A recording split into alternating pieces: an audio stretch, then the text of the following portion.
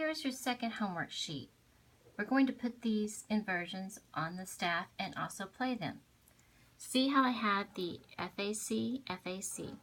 Here I have ACF to spell it from the bottom, ACF, AC, and F. Then we move to the next inversion, CFA, CFA.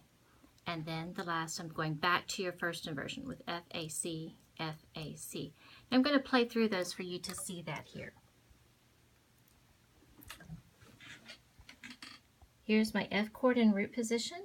Now I'm going to take this and I'm going to put it on the top. So now I have A, C, F. That's my first inversion. Now if I move it again, I'm going to put the A on top and I have C, F, A. Okay? Now, let's look at the first example here that you have to fill in. I got the chord on the bottom still written out. I want you to practice spelling them both with letters and on the staff. So this first one right here, I'll put C, E, G. Now here, I'm going to put E, G, C. But I'm also going to put my notes up on the staff. So I'm going to put E, I have the E on bottom. So now I have the G and the C. Then when I go to this one, I've got G, so then I'm going to put C and E. So above this, I'm going to put C and E. All right? Then it's back to root position over here with C, E, G. And up here, I'm going to fill in my C, E, and G. Now, staying only one octave apart, these start getting really close on the bottom. Now, I'm also wanting you to do it in bass clef. So here's the flipping, where then in the next key, in G major, well, using the chord of G. We're just using no key signature right now. So for G, I'm wanting you to put it in the bass clef. So we would have G, B, D. There's my root position, G, B, D.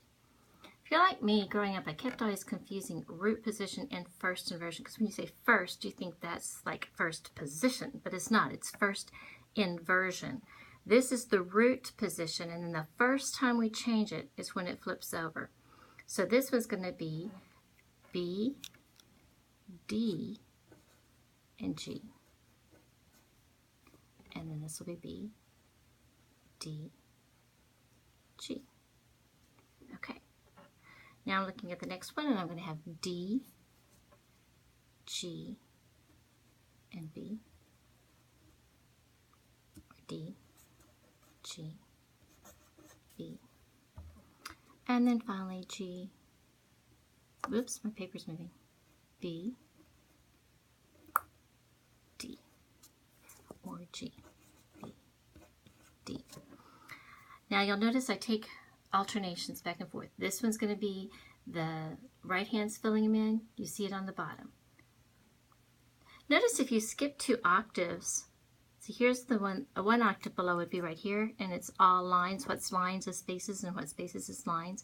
But if I skip 2 octaves like I have here, we get space, space, space, space, space, space. The spaces and lines line up. Okay, there's 2 pages of these. Let me show you my left hand doing these just for you to get that perspective. All right, here's my left hand.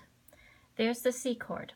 Now when I move it over, I'm going to go E, G, C. Remember what I've talked about using the space to cover something that's bigger to be between the thumb and the index finger. So here I'm going to keep 5, 3, 1. When I move over to here for the next inversion, G, C, E, even though this is a third where I could do this, it makes these spread out too much. So these stay on stepwise keys even though they're not using them right now. And I have that for my next one.